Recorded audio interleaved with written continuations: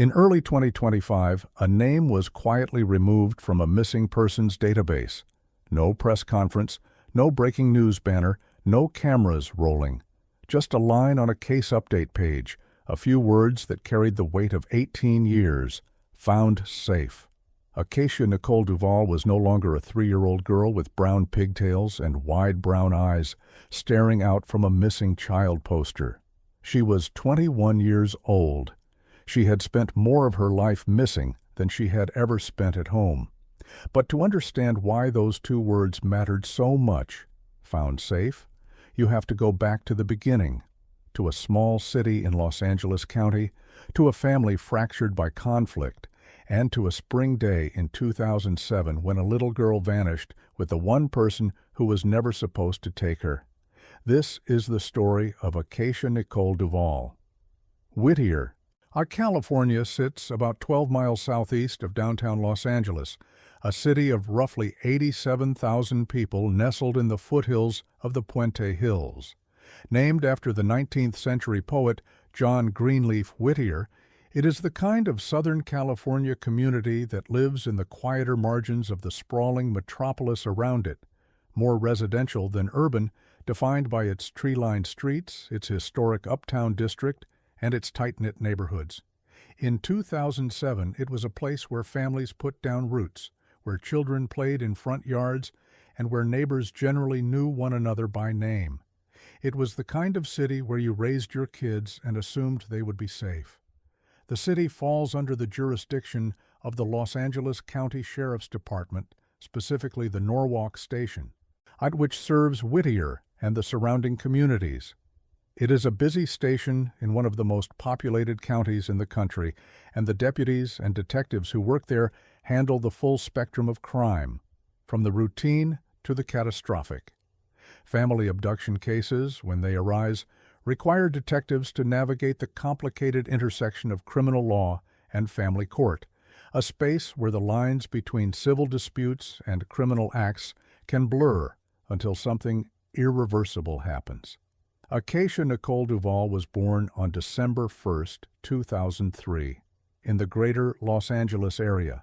She was a beautiful little girl, biracial, black, and Hispanic, with soft brown hair, brown eyes, and the kind of face that seemed to hold warmth even in a photograph.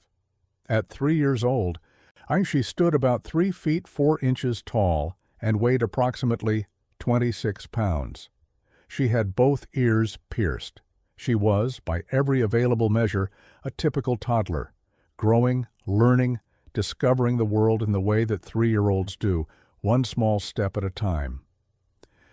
Acacia lived in Whittier with her custodial family. She had an older brother, John, who was 6 at the time, 3 years her senior. The children's father, Tyree Pierre Duvall, was not part of the household. Born on March 31, 1976, Tyree was 30 years old during the events that would follow. He was described as a black male, 5 feet 6 inches tall, and approximately 210 pounds, with black hair and brown eyes. Critically, Tyree did not have legal custody of his children. Whatever the circumstances of the custody arrangement, whether born from separation, divorce, or a court determination, the law had placed Acacia and her brother in the care of someone other than their father. That distinction, custodial parent versus non-custodial parent, is the kind of legal detail that sounds dry and procedural until the moment it is violated. And when it was violated, it shattered a family. In the public imagination, child abduction means a stranger in a van. It means a face on the evening news that no one recognizes. It means the nightmare scenario that every parent fears, the random act of predatory violence against an innocent child. But the reality of child abduction in the United States tells a very different story. According to the National Center for Missing and Exploited Children, approximately 200,000 of the roughly 260,000 children abducted each year are taken not by strangers, but by family members, most often a non-custodial parent. Fathers and mothers who have lost custody, or who never had it, who decide that a court order does not apply to them, who believe that their right to their child supersedes the law, who convince themselves that what they are doing is an act of love rather than a crime. These cases are sometimes dismissed as less dangerous than stranger abductions. The reasoning goes, if a child is with a parent, how bad can it really be? But that assumption is dangerously wrong, and decades of research have exposed it as a myth. The U.S. Department of Justice has documented that in approximately 16% of family abduction cases, the child suffers serious mental harm. Children who are taken by a non-custodial parent are frequently told lies about their custodial family, that they were abandoned, that they are unwanted, that they are in danger if they return. The abducting parent may change the child's name, move them repeatedly, keep them out of school, and systematically sever every connection to their former life. Over time, the child may grow up not knowing who they really are. Family abduction is not a custody disagreement that got out of hand. It is classified by law and by the professionals who study it as a form of child abuse. On March 28, 2007, Acacia Nicole Duvall became one of those children. The specific circumstances of what happened on that spring day remain limited in publicly available records. The Charlie Project, the National Center for Missing and Exploited Children, and California state databases all document the same essential fact. On March 28, 2007, 3-year-old Acacia disappeared from Whittier, California, along with her older brother. Authorities believe they were abducted by their non-custodial father, Tyree Pierre Duvall. Whether Tyree picked the children up from a home, intercepted them during a visit, or arranged to take them through some other means is not detailed in the available case records. What is clear is that after that date, Tyree Duvall had his daughter, and the person who was legally entitled to care for her did not. Acacia had only recently turned 3 the previous December. At that age, a child's world is small and immediate, defined by the faces they see every day, the routines that give shape to their mornings and evenings, the comfort of familiar voices and familiar places. A 3-year-old knows who tucks them in at night. They know what their bedroom looks like. They know the sound of the voice that calls them to breakfast. Acacia was old enough to walk and talk, but far too young to understand what was happening to her. She could not ask where they were going. She could not object. She could not reach for a phone or call out to a neighbor or explain to anyone that something was wrong. She was 3. She went where the adults in her life took her, and on March 28, 2007, the adult who took her was the one person the law said should not have. In the immediate aftermath of Acacia's disappearance, the Los Angeles County Sheriff's Office, Norwalk Station, took jurisdiction over the case.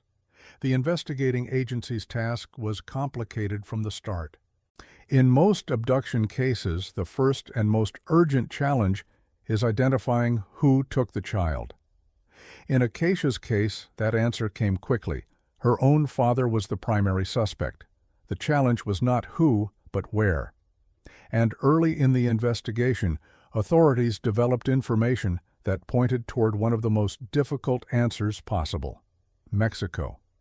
If confirmed, this single detail transformed Acacia's case from a domestic family abduction into an international one, and international parental abductions to Mexico have long been among the most difficult missing children cases to resolve. Both the United States and Mexico are signatories to the Hague Convention on the Civil Aspects of International Child Abduction, an international treaty designed to ensure the prompt return of children wrongfully removed from their country of habitual residence. In theory, this agreement should provide a clear path to recovering a child taken across the border. In practice, particularly in the mid-2000s, during the very period Acacia disappeared, the system was plagued by delays, non-compliance, and systemic failures. U.S. Department of State compliance reports from that era documented persistent patterns of non-compliance by Mexico in Hague Convention cases. The reports identified the inability to locate abducted children once they crossed the border as the single largest frustration facing left-behind parents. Family members in Mexico frequently helped conceal the taking parent, denying any knowledge of their whereabouts when questioned by authorities. Untaking parents who were located often disappeared again before court proceedings could be completed. Some Mexican courts applied domestic custody law rather than the principles of the Hague Convention, effectively relitigating custody from scratch instead of ordering the child's return as the treaty intended. For a custodial parent in the United States trying to recover a child taken to Mexico, the process could drag on for years, if it succeeded at all. The State Department reported that of its 30 unresolved Hague Convention cases involving Mexico at one point during this period, 24 remained open specifically because the taking parent and child could not be located. The department noted that abductions to Mexico increased by 67% in 2007 alone, the very year Acacia vanished. The numbers were moving in the wrong direction at the worst possible time. And during those years of legal proceedings and unanswered inquiries, the child at the center of it continued to grow. Every month that passed made eventual recovery more complicated and eventual reunification more uncertain. A child taken at age 3 who is recovered at age 5 still knows, on some level, that the world has shifted beneath her feet. A child taken at 3 who is not recovered until she is a teenager may not remember the life she was taken from at all. This was the reality that Acacia's family faced.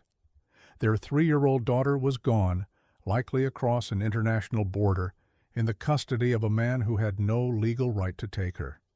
And the systems that were supposed to bring her back were, by the admission of the U.S. government itself, a failing. Meanwhile, the legal process in the United States moved forward, though not quickly. It was more than 2 years after Acacia's disappearance, on May 19, 2009, that a felony warrant was finally issued for Tyree Pierre Duvall. The reasons for the delay between the March 2007 abduction and the May 2009 warrant are not documented in the available record. In family abduction cases, the timeline from disappearance to criminal charges is often complicated by jurisdictional questions, the need to establish and enforce custody orders, and the sometimes agonizing hope that the situation might resolve itself without criminal intervention, that the abducting parent might come to their senses and return the child. Under California Penal Code Section 278, a child abduction by a person without custody rights is a criminal offense that California law sometimes refers to as child stealing. The statute makes it illegal for any person without a right to custody to maliciously take, entice away, keep, withhold, or conceal a child with intent to detain or conceal that child from a lawful custodian. The offense is a wobbler under California law, meaning it can be charged as either a misdemeanor or a felony. When charged as a felony, it carries a potential sentence of 2, 3, or 4 years in state prison, along with fines of up to $10,000. The issuance of the felony warrant meant that law enforcement had formally classified Tyree Duvall's actions as a serious crime. If he was ever located and apprehended, he could face prosecution and imprisonment. But a warrant is only as powerful as the ability to serve it. If Tyree was in Mexico with Acacia, an American arrest warrant could not cross that border on its own. Extradition proceedings, diplomatic channels, and the active cooperation of Mexican authorities would all be required, none of which are fast and none of which are guaranteed. Acacia's case was entered into the National Crime Information Center database, the FBI's centralized system for tracking missing persons and wanted individuals. This meant that if Tyree Duvall's name surfaced during any law enforcement encounter in the United States, a traffic stop, an airport screening, a routine background check, an alert would immediately flag him as a wanted fugitive, Acacia was also listed with the National Center for Missing and Exploited Children, which created and distributed a missing child poster bearing her photograph and physical description. Her case was further documented by the Charlie Project, a comprehensive database of missing persons maintained by researcher Megan Good, and by For the Lost, a volunteer-run advocacy organization dedicated to tracking family abduction cases. These listings kept Acacia's name and face accessible to the public even as the weeks turned into months and the months into years. But they also underscored a painful truth. Despite the warrant, despite the databases, despite the poster with her photograph, nobody could find Acacia Nicole Duvall. And so the silence settled in. The years after 2009 unfolded without a single public break in Acacia's case. There were no news reports of confirmed sightings, no press conferences announcing fresh leads, no dramatic developments to place her name back in the headlines. For the public, to the extent that anyone outside her family and the investigating detectives was aware of her case, Acacia Duvall existed only as an entry in a database. A photograph of a 3-year-old girl frozen in time. But time does not freeze for missing children, even when their cases do. The toddler in the photograph grows into a child, then a teenager, then a young woman. The face that was distributed on posters in 2007 changes with every passing year, bearing less and less resemblance to the actual person. This is the particular cruelty of long-term missing child cases. The very tool that is supposed to help find them, their photograph, becomes less useful as time goes on. Recognizing this, the National Center for Missing and Exploited Children periodically produced age-progressed images of Acacia, digitally created photographs that attempted to project what she might look like as she grew older. One such image, created around 2018, showed what Acacia might look like at approximately age 15. The image was posted alongside her original childhood photograph on the Charlie Project and other databases, providing an updated reference for anyone who might encounter her. A similar age-progressed image was created for her father, Tyree, projecting his appearance at roughly age 41. The Charlie Project noted in December 2019 that the age progressions for Acacia's case had been updated. In March 2020, a new photograph of Tyree was added to the case file. These small updates, a new image here, a corrected detail there, were the only visible signs that anyone was still paying attention to Acacia's case. They were the work of database maintainers, volunteer researchers, and advocacy organizations who understood that a missing child case is never truly over as long as the child has not been found. Every update was an act of persistence. Every new age progression was a quiet refusal to let Acacia's name disappear. For the family left behind, the years would have been marked by a kind of grief that has no name in most languages. It is not the grief of death, because there is no body and no burial and no certainty. It is not the grief of separation, because separation implies the possibility of reunion. It is something in between, what researchers call ambiguous loss. The devastating uncertainty of not knowing whether a missing loved one is safe or in danger, thriving or suffering, alive or dead. It is the grief of birthdays that pass without a card, of Christmases with a chair that stays empty, of watching other children grow up and wondering, always wondering, what your own child looks like now, what she has been told, whether she remembers anything at all. For Acacia herself, the consequences of family abduction would have been no less profound, even if they were invisible to the outside world. Children taken in parental abductions frequently experience confusion, identity disruption, and emotional manipulation. They may be told that their custodial parent abandoned them, does not want them, or poses a danger to them. Over time, a child may internalize these narratives entirely, building their sense of self on a foundation of lies. When reunification eventually happens, if it happens, the child may resist it, having been conditioned to believe that the very people searching for them are people to be feared. Acacia was 3 when she was taken. At that age, memories are fragile things. Impressions more than narratives, feelings more than facts. The question of what Acacia remembered of her life in Whittier, of the people who raised her before March 28, 2007, is one that only she can answer. And it is possible that by the time she was old enough to ask the right questions, the answers had been rewritten so thoroughly that the truth was buried beyond recognition. 18 years is a long time. It is the span between a toddler's first full sentences and a young woman's 21st birthday, between a pink sundress and a college campus, between a missing child poster and a life that has been lived, for better or worse, far from the place where it began. For those keeping watch, the passage of time was measured in database updates. In October 2016, For the Lost updated Acacia's case file. In October 2017, another update. In September 2017, the same. These were not headlines. They were small acts of maintenance. A corrected detail, a refreshed age progression, a confirmed tip line number, carried out by people who understood that a missing child case lives or dies on the quality of its information.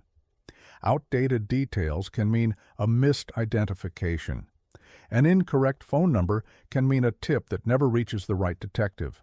Every update was a thread keeping Acacia connected to the world that was still searching for her.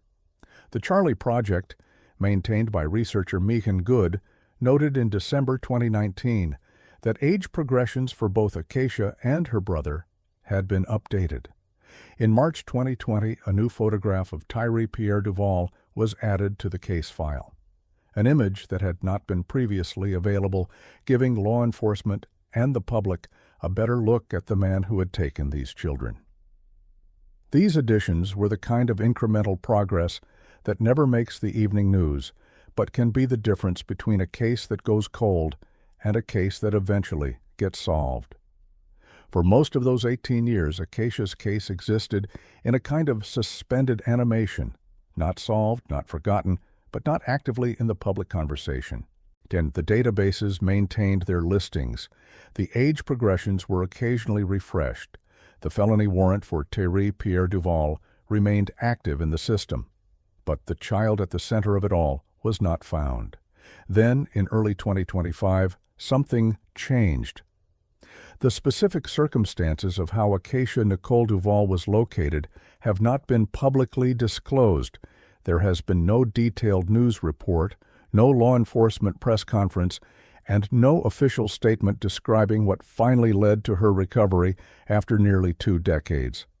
What is documented is the outcome. In March 2025, the advocacy organization For the Lost updated its case records to reflect that Acacia had been found safe. Found safe. 2 words that represent the best possible outcome in a missing child case, and among the rarest when a case has been open for 18 years. The California Department of Justice's missing person record for Acacia was subsequently removed from the state database, a step consistent with a resolved case. After 18 years, the silence finally broke. Acacia Nicole Duvall had been found. The quiet nature of this resolution is worth pausing on, because it tells us something important about how most missing children cases are actually resolved. The cases that make national news, the dramatic rescues, the courtroom confrontations, the tearful press conferences, represent a tiny fraction of the recoveries that happen each year. The vast majority of resolved cases end the way Acacia's did, with a line in a database, a record removed from a registry, and a family that can finally stop searching. There are no television cameras because the recovery happened through the slow, persistent machinery of law enforcement, database management, and cross-agency cooperation, the unglamorous work that doesn't make for good television, but that brings children home. What Acacia experienced during those 18 years, where she lived, how she was raised, what she was told about her past, whether she knew she was missing, is not part of the public record. It may never be. That story belongs to her, and she has the right to tell it or not on her own terms. What the record does show is that she was found, and she was safe. In the landscape of missing children cases, where so many stories end without answers and so many families never receive the phone call they have been waiting for, that outcome is extraordinary. But the resolution of a family abduction does not erase the years that were lost. The 3-year-old who was taken from Whittier cannot get her childhood back. The custodial family that spent 18 years searching, waiting, and grieving cannot undo the toll that absence took.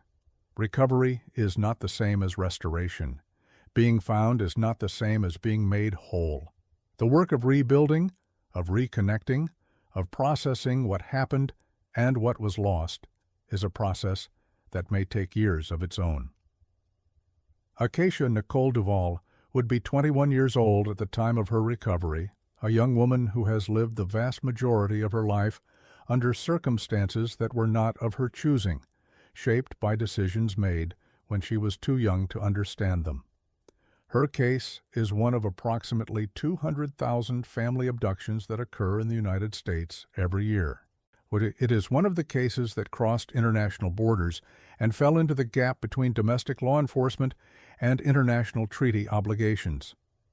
It is one of the cases that sat in databases for years, its urgency fading from public view even as the child at its center continued to grow up far from the people who were searching for her. It is also one of the cases that ended with the child found alive. And that matters more than words can say. The quiet resolution of Acacia's case underscores the essential role played by the organizations that refused to let her name disappear. For the Lost, the volunteer-run advocacy organization that tracked her case from its earliest days, updated her file multiple times over the years, in 2016, 2017, and beyond, keeping her information current even when there were no new public leads to report. The Charlie Project maintained a detailed case profile, ensuring that Acacia's photographs, description, and case facts were accessible to anyone who might be able to help. The National Center for Missing and Exploited Children produced age-progressed images and maintained her poster, providing law enforcement and the public with updated tools for identification. These organizations form the infrastructure of hope in the world of missing children.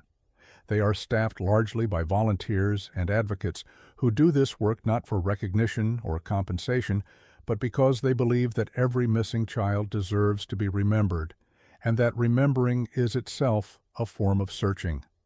Someone was always looking for Acacia. And in the end, that is the lesson of this case. Not every missing child is the subject of a national manhunt. Not every recovery is announced with sirens and cameras. Some children are found quietly, after years of patient, invisible work, by people who refuse to give up. Acacia Nicole Duvall was missing for 18 years. For 18 years, her name sat in databases. For 18 years, volunteers updated her case file, law enforcement maintained her warrant, and age progression artists tried to imagine the face of a girl they had never met. For 18 years, someone, somewhere, was looking, and then one day they found her. Acacia's story is not over. In many ways, it is just beginning. She is a young woman now, with a life ahead of her that she gets to define for herself, not by what was done to her when she was 3, but by what she chooses from here. Whatever comes next, she deserves privacy, support, and the space to heal on her own timeline. If you know a child who may be the victim of a family abduction, or if you have information about any missing child, please contact the National Center for Missing and Exploited Children at 1-800-THE-LOST. That is 1-800-843-5678. You can also reach the Los Angeles County Sheriff's Office, Norwalk Station, at 562-86-38711. Your call can make the difference between a child who remains missing and a child who comes home. Every case deserves an answer. Every family deserves the truth. If this story moved you, please subscribe to Echo of Evidence. By subscribing, you help us continue telling the stories of missing and exploited children, the cases that have been forgotten, the families that are still searching, and the answers that are still out there waiting to be found.